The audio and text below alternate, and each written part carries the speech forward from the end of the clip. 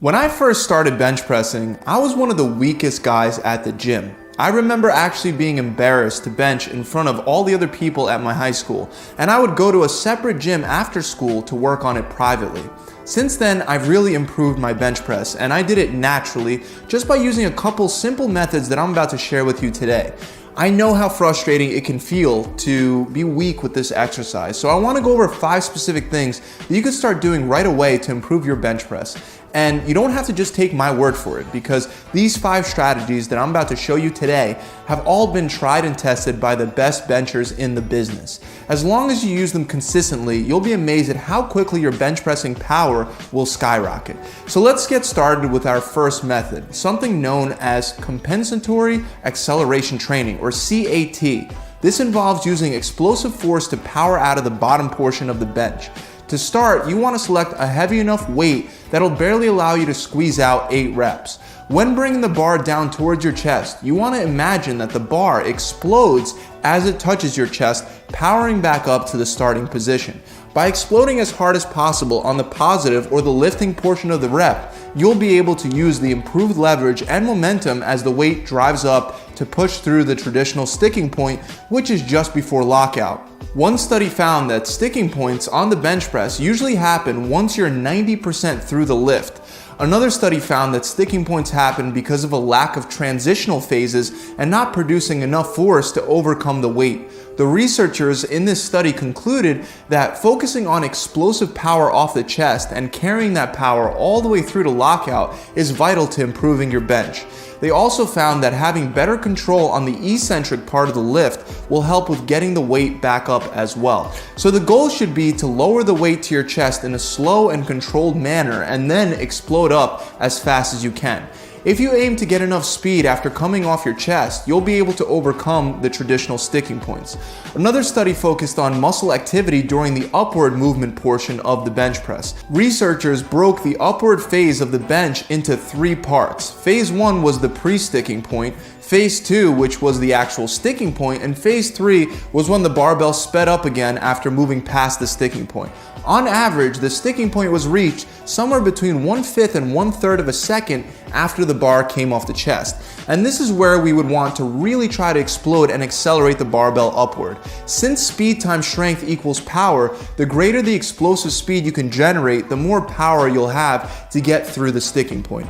Before starting, there are a couple things that you want to remember. First of all, you should always remember to do 2 to 3 warm-up sets before you perform your CAT sets. Second, when you start your CAT sets, even though you're exploding, you should still control both the way down and the way up to prevent injuries. Let's move on. Our next method that you can use to improve your explosive benching power is plyometrics. You see, on top of the sticking point, when you bench press, you'll experience a natural safety mechanism just before lockout that slows the bar down to prevent the hyperextension of your joints. This slowing down as you near lockout is what often causes people to fail on the exercise. With the right plyometric exercises, you can overcome this mechanism, and that'll ultimately make it easier to achieve the lockout. This was demonstrated in one study where college athletes who were experienced bench pressers participated in 3 tests of their 1 rep max, and each of these tests was separated by 5 days.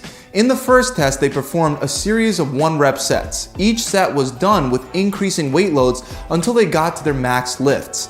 In the second and the third test, in random order, they performed either 2 sets of plyometric push-ups or 2 sets of medicine ball chest throws, and immediately afterwards they would attempt their 1 rep max. Interestingly, all the athletes experienced a considerably greater 1 rep max after performing the plyometric exercises than after building up with the sub-maximal lifts. In fact, the average increase in weight lifted was 4% higher when doing plyometrics. So a guy who benched a maximum of 275 after the standard warm-up would have been able to lift 286 pounds if he did the plyo exercises instead. Now, for you to incorporate this for yourself, I have 3 excellent moves that you can add to your routine starting today. The first is upper body box jumps. You would set this up by placing 2 3-inch high boxes on either side of your body, and then you would get down into a push-up position. Next, you would perform a push-up and explode out of the bottom of the position to propel yourself up so that your hands land on the boxes. The goal is to try to get higher than the box on each rep. Then step down and perform your next rep. In total, you want to go for a set of 12 reps. The next plyo move is a slightly different version of an explosive push-up. Here, you would get down in what looks like a regular push-up position, but instead of having both hands on the floor, you would place one hand on a box that's 3 inches off the floor and the other hand on the floor. Once again, you would explode out of the bottom of the push-up, trying to come up as high as you can, and you would land with both hands on the box. And again, you would aim for the same 12 reps with this exercise. The final plyo move is what I call the medicine ball rappel. Here, you would lie on the floor and have your training partner stand over you with the medicine ball in his hands. As he drops the ball down to you, cradle it and then power it back to him as forcefully as you can. And for this one, you're only going to want to aim for 6 to 8 reps. You would want to do your plyo training exercises twice per week. You could either use it to warm up for the bench press, or you could do it on the days that you're not bench pressing. Either way, do it at the beginning of your workout before you begin lifting weights, and perform the 3 exercises back to back as a circuit. Let's move on. The next strategy to explode your bench is to start dead bench pressing.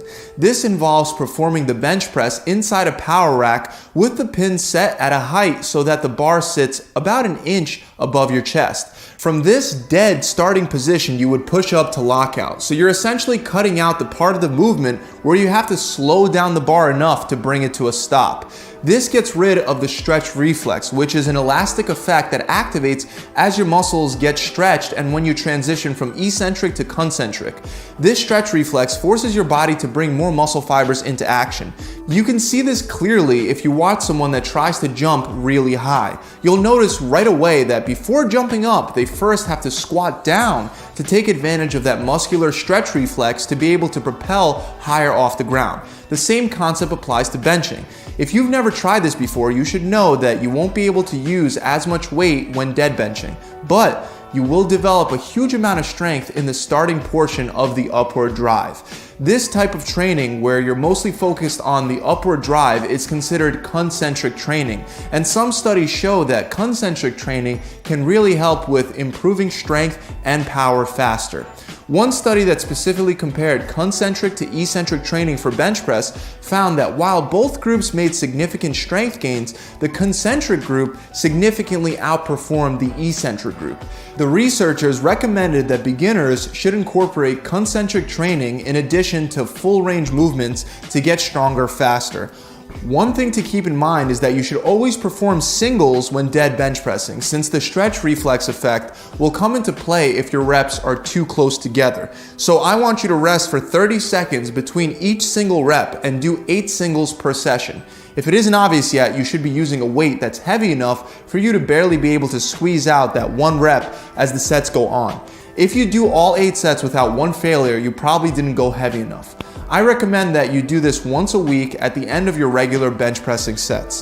The fourth strategy to perfect your bench press has to do with technique. You can lose a lot of your strength potential due to bad form, so fixing those power leaks can go a long way for upping the weight that you're able to lift. First of all, you want to make sure that the bar is centered on the rack. If it's not, your whole body is going to be out of alignment. When you lie under the bench, your eyes should be looking directly up at the bar. To find the ideal grip width, position your elbows at a 75-degree angle to your body and then reach directly up to grab the bar. I usually like to go slightly wider than shoulder width, but everyone's different. You also want to make sure that your feet are directly under your knees. This will put you in the strongest position to push into the ground as you push the weight off of your chest. Next, you'll want to pull your shoulder blades back and together to open up the chest. You almost want to imagine that there's a pencil between your shoulder blades and your job is to make sure that it doesn't fall. This will give you a very stable upper body position to push from.